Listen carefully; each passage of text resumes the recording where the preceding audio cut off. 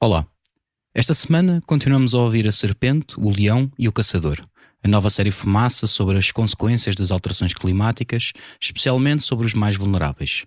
Se ainda não ouviste os episódios anteriores, para aqui e vai ouvir, será mais fácil entenderes o que vai ser contado. Alguns dos áudios que vais ouvir são em inglês e francês. Para uma versão totalmente traduzida em português, procura por extras do Fumaça na tua aplicação de podcasts. Se possível, usa auriculares ou escutadores. Fica com o episódio 4, O Caçador, parte 1.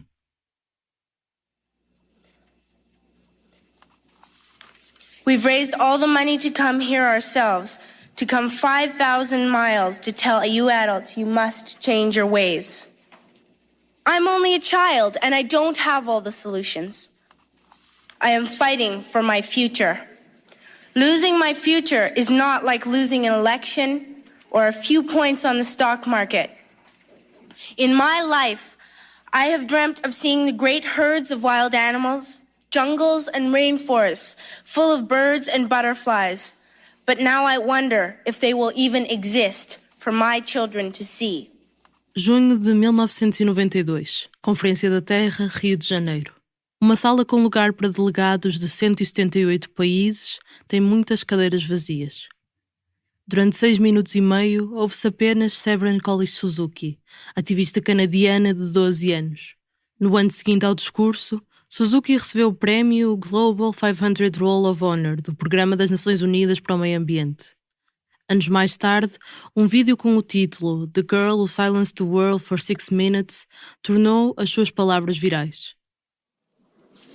This is all wrong. I shouldn't be up here. I should be back in school on the other side of the ocean. Yet you all come to us young people for hope. How dare you? You have stolen my dreams and my childhood with your empty words. Setembro de 2019, Nova York.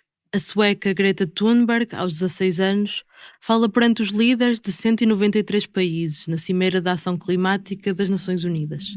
Uma sala cheia. If you don't know how to fix it, please stop breaking it. My message is that we'll be watching you. Com quase 3 décadas de diferença, Severin Collins Suzuki e Greta Thunberg falaram perante os líderes das Nações Unidas com a mesma frustração, com o mesmo sentimento de impotência perante as suas contradições. Exigiram mais do que palavras.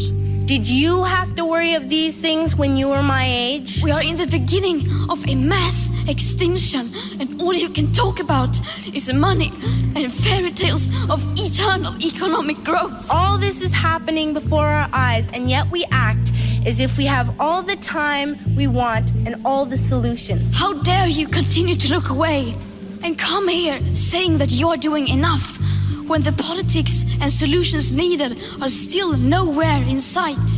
How dare you pretend that this can be solved with just business as usual and some technical solutions? In my country, we make so much waste. We buy and throw away, and yet northern countries will not share with the needy. Even when we have more than enough, we are afraid to share. We are afraid to let go of some of our wealth. You are failing us. But the young people are starting to understand your betrayal. You grown-ups say you love us, but I challenge you, please, make your actions reflect your words.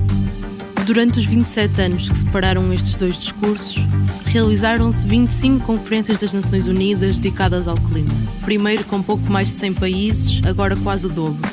Todos os anos, os seus chefes de Estado e delegados são chamados à mesa das negociações. É-lhes pedido que cheguem a um acordo para estabilizar as concentrações de gases com efeito estufa na atmosfera, de modo a evitar as piores consequências da crise climática. Mas o ritmo a que tomam decisões é lento. Em 27 anos de avanços e recuos, assinaram-se apenas 2 grandes acordos. Só um deles teve força de lei. Entretanto, as emissões globais não pararam de aumentar.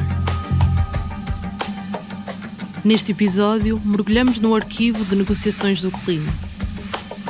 Seja toda a gente bem-vinda ao Fumaça, eu sou a Margarida David Cardoso.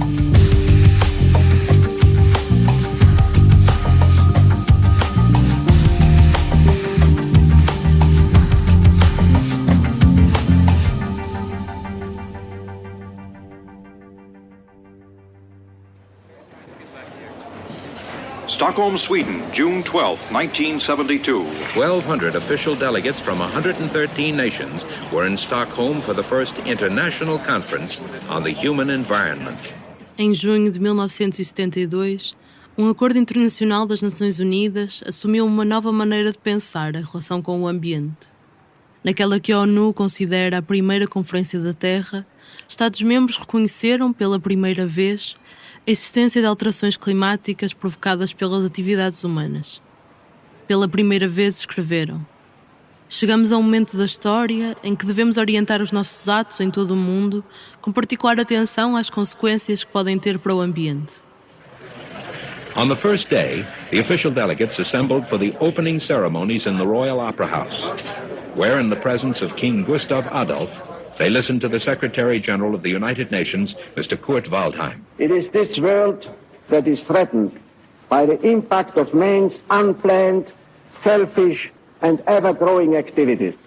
No political system makes us immune to this threat. No level of economic development permits us to escape. Em Estocolmo, com a ausência da União Soviética, Cuba e vários outros países liderados por governos comunistas, falou-se de desenvolvimento industrial e sustentabilidade, da explosão demográfica numa altura em que a população mundial crescia quase 3% ao ano, de energia nuclear, poluição e chuvas ácidas. Em 1972, a ecologia tornou-se uma palavra política. O clima era interesse apenas para cientistas e ativistas.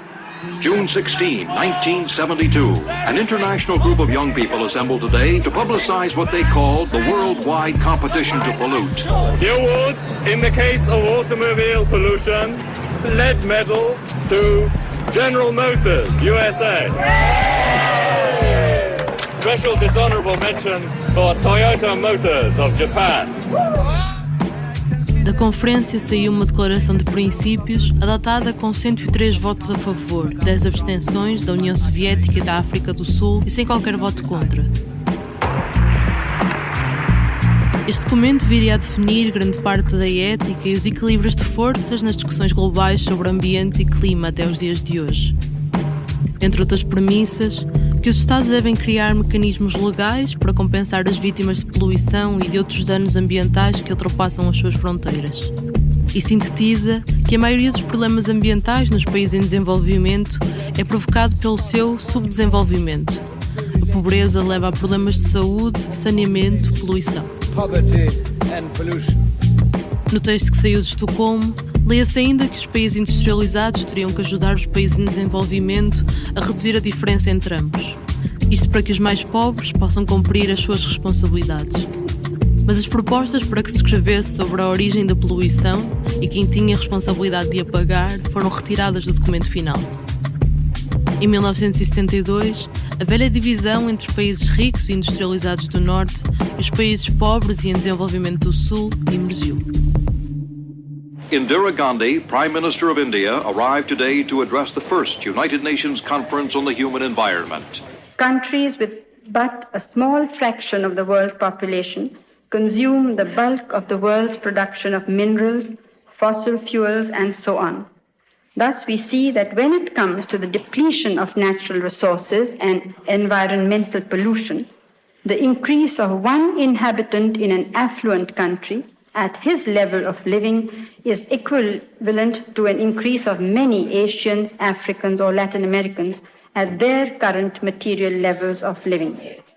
Este é Robert S. McNamara, antigo secretário de Defesa dos Estados Unidos da América e então presidente do Banco Mundial. We're meeting in this worldwide conference largely because the evidence is now overwhelming that roughly a century of very rapid economic advance throughout the world has contributed to a monstrous assault on the quality of life in the developed countries. Em 1970, os países em desenvolvimento, com 2 vezes mais habitantes do que os países industrializados, usavam pouco mais de 1/7 da energia produzida no mundo. Segundo um estudo das Nações Unidas da época, um habitante médio da Irlanda, da Nova Zelândia ou dos Estados Unidos consumia quase o dobro das calorias do que uma pessoa na Bolívia, na Somália ou no Equador. It is an inescapable fact that each individual in the industrialized countries draws on the average 30 times more heavily on the limited resources of the earth than his fellow man in the developing countries. Neste cenário descrito pelo primeiro-ministro sueco Olof Palme, anfitrião da Conferência de Estocolmo, a prioridade dos países mais pobres era o desenvolvimento. Não existe arquivo em vídeo de todas as declarações, mas estas estão resumidas no relatório da conferência. Havendo tão grandes desigualdades no acesso aos recursos, os seus representantes afirmavam que ser mais exigente na proteção ambiental e abandonar as baratas fontes de energia fóssil teria um custo que não poderiam suportar. Havia um consenso geral de que não crescimento era inaceitável. Era uma questão de sobrevivência. A única forma de crescer rapidamente é tirar milhões de pessoas da pobreza, como tinham feito um século antes os países que se industrializaram primeiro. Estocolmo, em 1972, foi também o local onde vários líderes do sul global, muitas antigas colónias, tiveram palco para exigir aos grandes poluidores que assumissem equitativamente as suas responsabilidades. Seria intolerável se os países que criaram os problemas ambientais esperassem que outras pessoas suportassem o custo, disseram. Estas palavras foram ditas há 48 anos. Portugal ainda vivia em ditadura. Faltavam 19 anos para o nascimento da web como um serviço público de internet, os mesmos anos que demoraria a desmoronar-se a União Soviética. Os Estados Unidos e a União Europeia eram desde a Revolução Industrial os principais emissores globais de dióxido de carbono. Em 1970 eram responsáveis por 45% do que era emitido à escala global. E desde então, as emissões mundiais duplicaram. A China tornou-se a maior poluidora em 2005, batendo ano após ano o seu próprio recorde. Mas os países mais pobres, tanto no passado como agora, contribuíram muito pouco para a crise climática que os afetaria em primeiro lugar. Apesar do otimismo com que o secretário-geral da Conferência, Maurice Strong, saiu de Estocolmo, este multimilionário que 4 anos depois foi presidente da Companhia Nacional de Petróleo Canadiana e fez carreira nas Nações Unidas, nunca veria a diferença entre Norte e Sul desaparecer das discussões mundiais sobre ambiente e clima. Esse nunca deixou de ser o ponto de ruptura das negociações. 20 anos depois de Estocolmo, foi assim na Cimeira da Terra, no Rio de Janeiro, e em cada uma das 25 conferências do clima que se seguiram. Cimeira após cimeira, ficou clara a sólida divisão do mundo.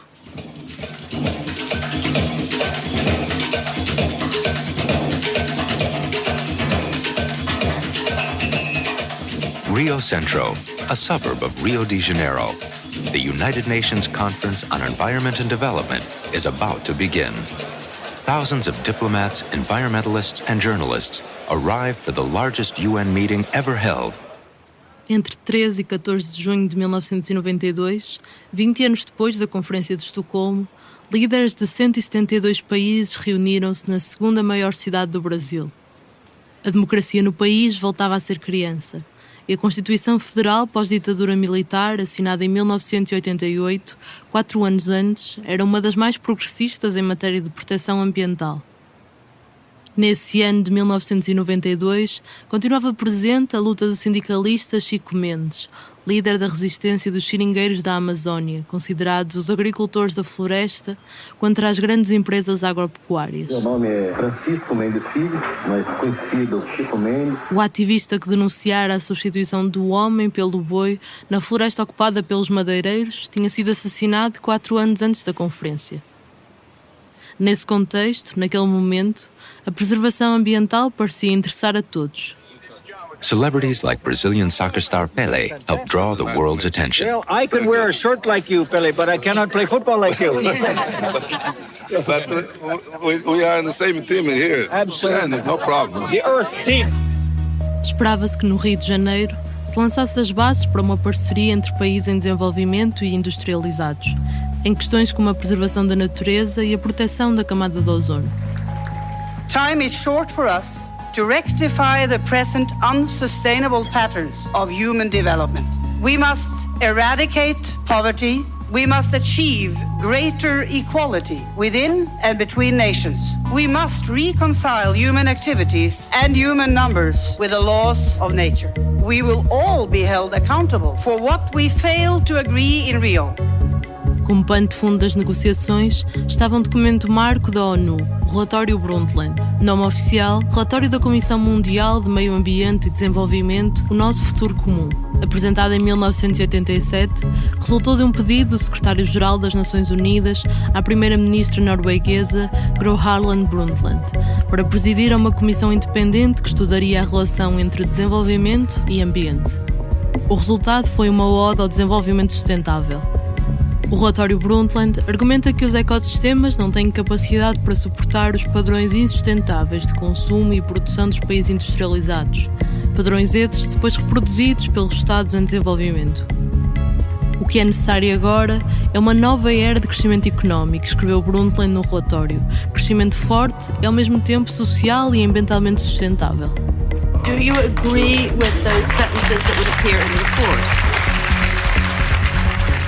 Nesta Conferência da Terra, quase todos os países do mundo assinaram a Convenção Quadro das Nações Unidas sobre Alterações Climáticas, um tratado internacional em que se comprometem a estabilizar as concentrações de gases com efeito de estufa na atmosfera, isto de forma a evitar que as emissões provenientes da produção e consumo humanos continuem a destabilizar o funcionamento do sistema climático.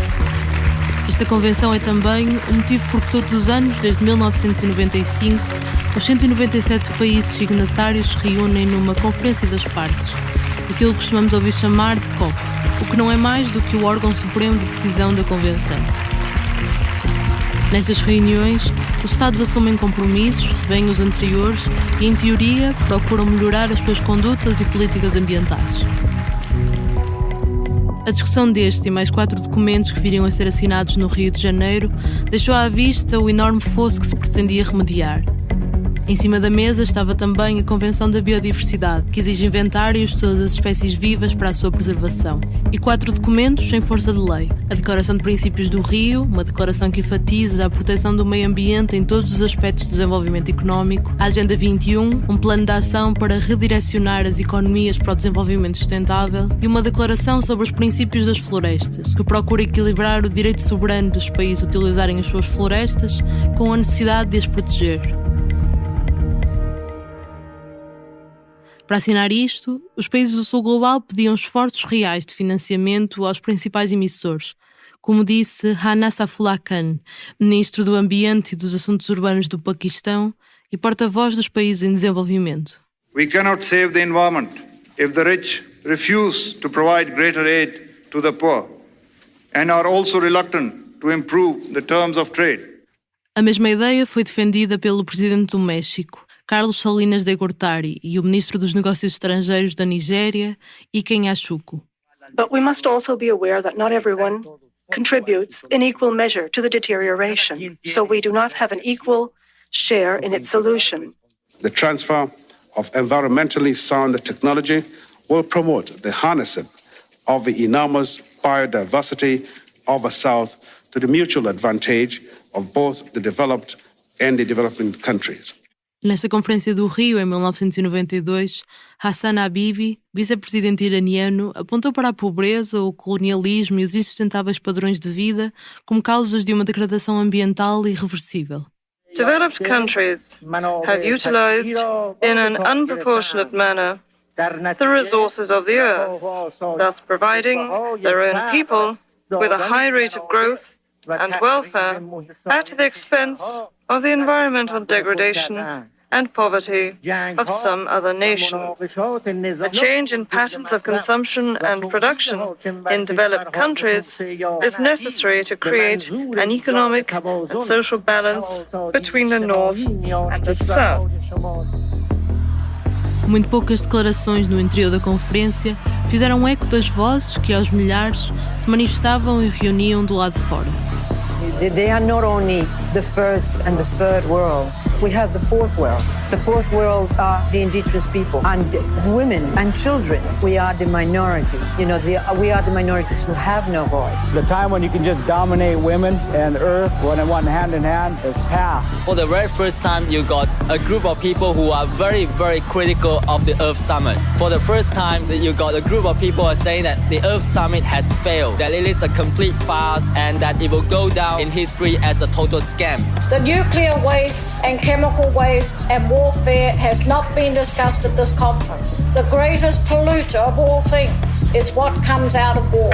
I think all living things have their rights because they've been here almost as long as we have, and because they can't talk doesn't mean that they don't have their rights. We should at least save some room for them. We're taking up all these big spaces and just throwing them out of their homes. We shouldn't do that. Enquanto isto acontecia, no interior da conferência desenhava-se um impasse. Os Estados Unidos da América resistiam a assinar uma convenção quadro sobre as alterações climáticas que definisse metas para a redução de gases com efeito estufa. Um jornalista perguntou a Michael Young, representante do governo norte-americano. There's been reports that the U.S. government has been putting pressure on the governments of Austria, Switzerland and the Netherlands not to put together an agreement outside of the climate convention that would commit them and perhaps some other European nations to reduce carbon dioxide emissions by the year 2000 and 1990 levels. No, the United States never puts pressure on anybody. This is Os Estados Unidos argumentavam que estabelecer objetivos de redução de emissões colocava a carroça à frente dos bois. Era preciso antes determinar quais as ações específicas que seriam tomadas para atingir esse objetivo. Algo que outros países industrializados se opunham. Brian Mulroney, primeiro-ministro do Canadá, disse que os países tinham a obrigação de decidir ações concretas. Klaus Topfer, da Alemanha, defendeu a imposição de taxas e impostos na energia e CO2. O presidente francês François Mitterrand afirmou que preferia compromissos mais corajosos em ambas as convenções. No final do dia, as nações adotaram uma convenção quadro à medida dos Estados Unidos, comprometendo-se a reduzir as emissões assim que possível, sem metas, tal como pretendia o presidente George Bush, pai. And we believe that environment and development, the two subjects of this conference, can and should go hand in hand. A growing economy creates the resources necessary for environmental protection, and environmental protection makes growth sustainable over the long term. I think that recognition of that fact by leaders from around the world is the central accomplishment of this important Rio conference. No texto final, os países também definiram 5 princípios que devem orientar as negociações à mesa das COP. 1. O princípio da equidade, que diz que as responsabilidades são comuns, mas diferenciadas. Os esforços devem ter em conta as capacidades de cada nação. Diz a Convenção, e cito, os países desenvolvidos devem assumir a liderança no combate às alterações climáticas. 2. Ter em conta as necessidades e circunstâncias específicas dos países em desenvolvimento, que podem ser desproporcionalmente afetados pela crise climática. 3. A Convenção defende que devem ser aplicadas medidas para antecipar, prevenir ou minimizar as causas das alterações climáticas e mitigar os seus efeitos em todos os setores económicos. Por outro lado, essas medidas, e estou a citar, devem ser rentáveis, a fim de garantir benefícios globais ao menor custo possível. O quarto princípio diz que os países têm direito a desenvolver-se de forma sustentável, acrescentando que o desenvolvimento económico é essencial para lidar com a crise climática. Por último, no quinto princípio, a Convenção diz que as medidas de combate à crise climática não devem interferir com o comércio internacional. Define que as partes devem apoiar o desenvolvimento económico dos mais pobres, mas que as medidas tomadas, e cito, não devem constituir um meio de discriminação arbitrária ou injustificável, ou uma restrição disfarçada ao comércio internacional.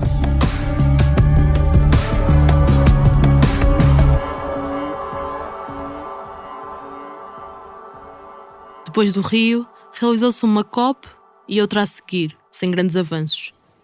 Até que no final de 1997, o mundo se virou para Kyoto. Your Excellencies, distinguished delegates, ladies and gentlemen, it gives me great pleasure to welcome you to the third session of the Conference of the Parties. Exploit, to pollute, to chase people off of their land, And that's what we're going to do here at the climate negotiations. The fact is that the oil industry is spending billions of dollars annually to explore for more oil and gas globally. These talks are so important. We really must get something useful out of them. At the moment, the politicians are talking about really limited targets. Please, we need huge reductions if we're going to seriously tackle the problem. We need to change our lifestyles, and we need the multinationals to be actively campaigning for, not against, this sort of action. Na antiga capital do Japão, foi adotado o Protocolo de Kyoto, o primeiro e único acordo com força de lei que obriga países desenvolvidos a limitar a libertação de gases com efeito de estufa. Reconhece que são estes que têm a maior responsabilidade na crise climática e capacidade de a mitigar. Will recommend the adoption of this protocol to the conference by unanimity.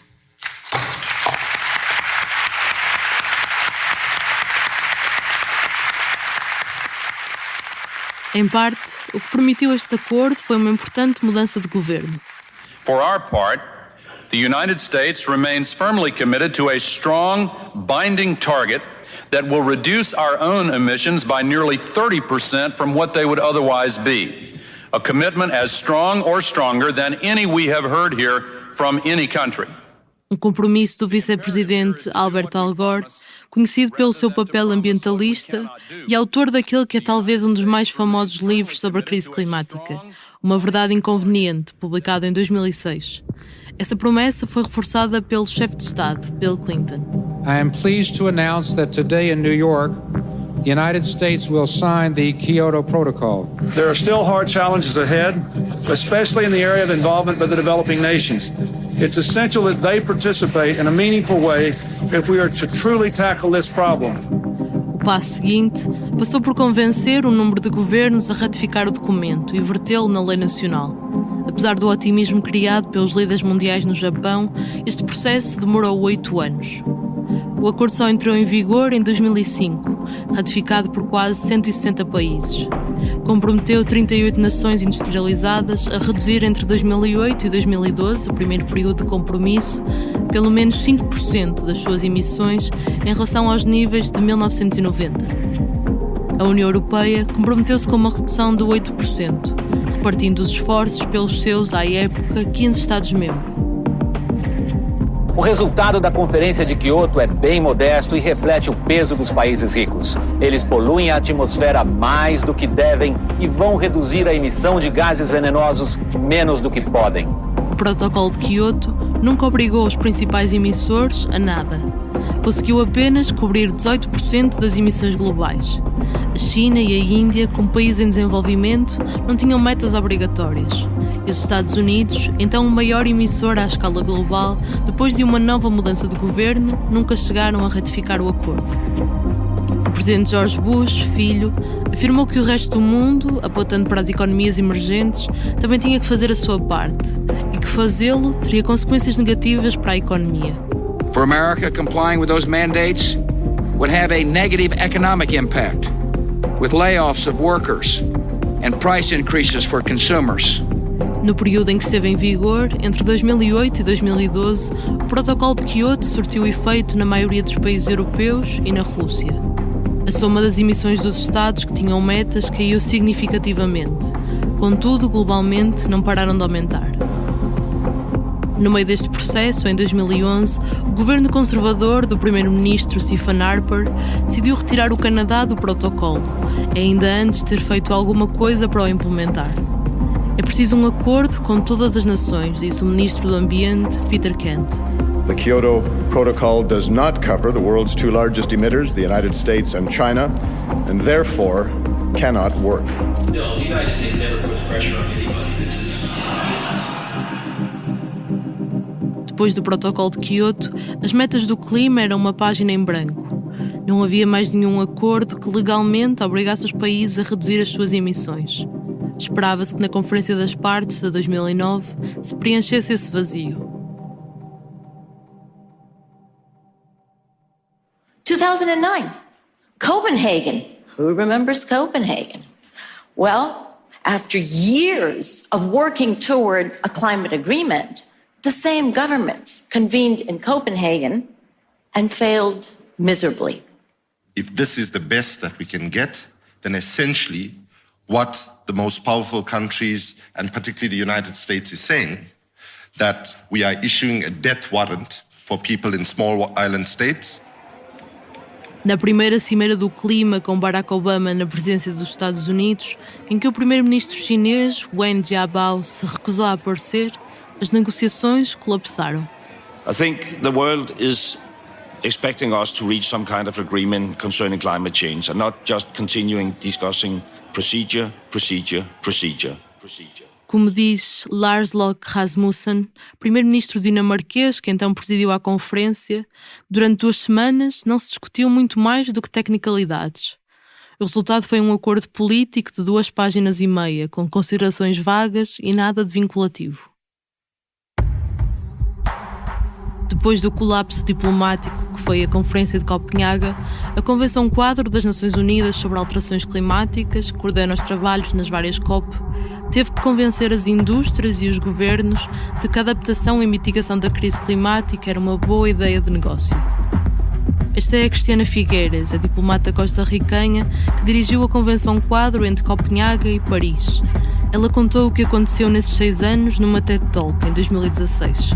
We began to see that clean technologies, in particular renewable energy technologies, began to drop price and increase in capacity to the point where today we are already building concentrated solar power plants that have the capacity to power entire cities. And with this shift in technologies, we were able to begin to understand that there was a shift in the economic equation, because we were able to recognize that yes, there are huge costs to climate change, and yes, there are compounded risks, but there also are economic advantages and intrinsic benefits, because the dissemination of the clean technologies is going to bring us cleaner air, better health, better transportation, more livable cities, more energy security, more energy access to the developing world, in sum, a better world than what we have now. And with that understanding, you should have witnessed the spread of ingenuity and excitement that went through, first through non-national governments, the private sector, captains of industry, insurance companies, investors, city leaders, faith communities, because they all began to understand this actually can be in their interest. And it wasn't just the usual suspects. I have to tell you, I had the CEO of a major oil and gas company come to me and say, privately of course, he did not know how he was going to change his company, but he is going to change it because he's interested in long-term viability. With that, with broader support from everyone, it did not take very long before we saw that national governments woke up to the fact that this is in their national interests. É assim que chegamos a Paris, 2015, a 21ª COP.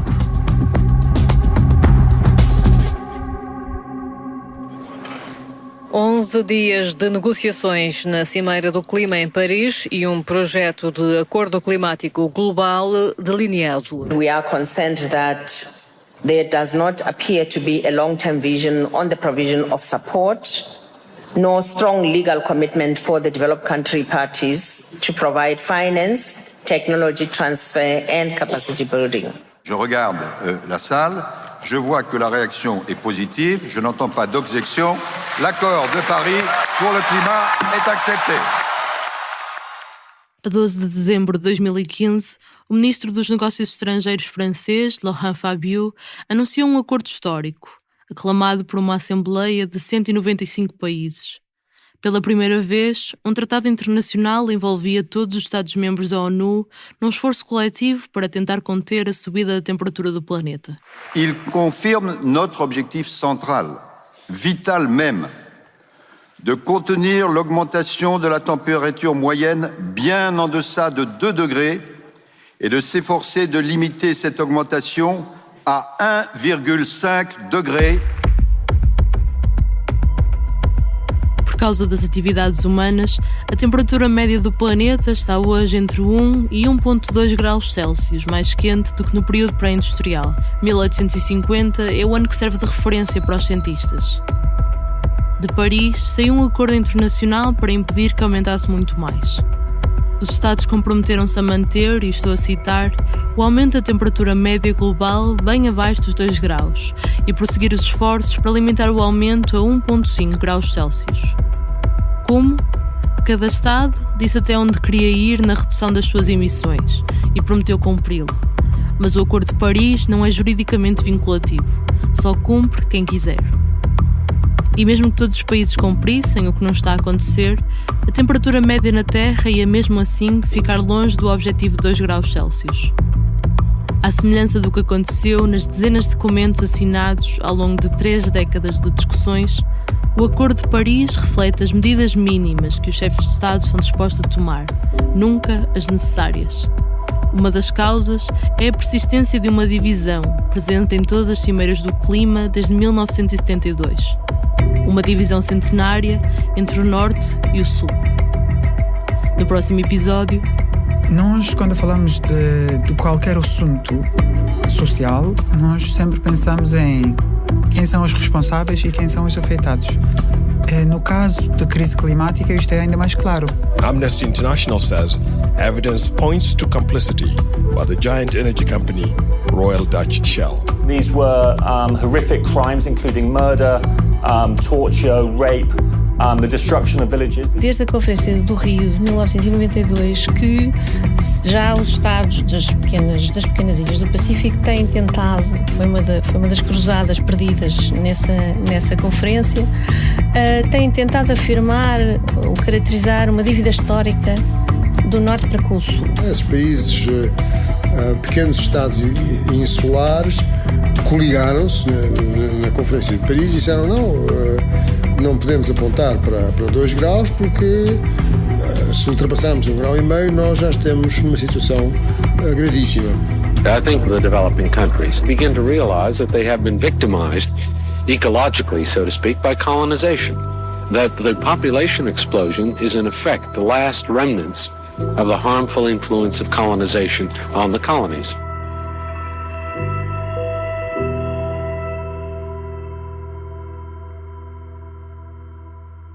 Este episódio foi escrito pela Margarida David Cardoso, o Ricardo Esteves Ribeiro fez a edição, eu, Bernardo Afonso, fiz a banda sonora original, edição de som e sound design.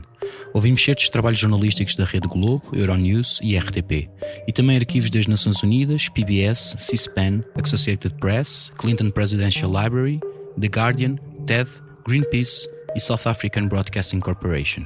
Fazem ainda parte da equipa Fumaça: Ana Freitas, Frederico Raposo, Joana Batista, Maria Almeida, Moutafes, Pedro Miguel Santos, Sofia Rocha e Tomás Pinho. Acreditamos que é possível criar em Portugal o primeiro projeto de jornalismo financiado pelas pessoas. Se pensas o mesmo, apoia-nos, para que continuemos a ouvir as vozes que costumam ficar caladas, para que continuemos a contar as histórias que precisam de ser contadas. Considera tornar-te apoiante em fumaca.pt/contribuir. Até já!